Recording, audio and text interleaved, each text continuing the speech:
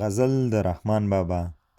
ته په هره ګړۍ غم د سیم و زر خورې، زه دې هره ګړۍ وینم چې خپل سر خورې. عاقبت به دې یو خڼ تر سینې وځي، ته چې تل په هر خاخ باندې ثمر خورې. معلومیږي چې خپل غم در سره نشته، ځکه غم د برادر و د پسر خورې.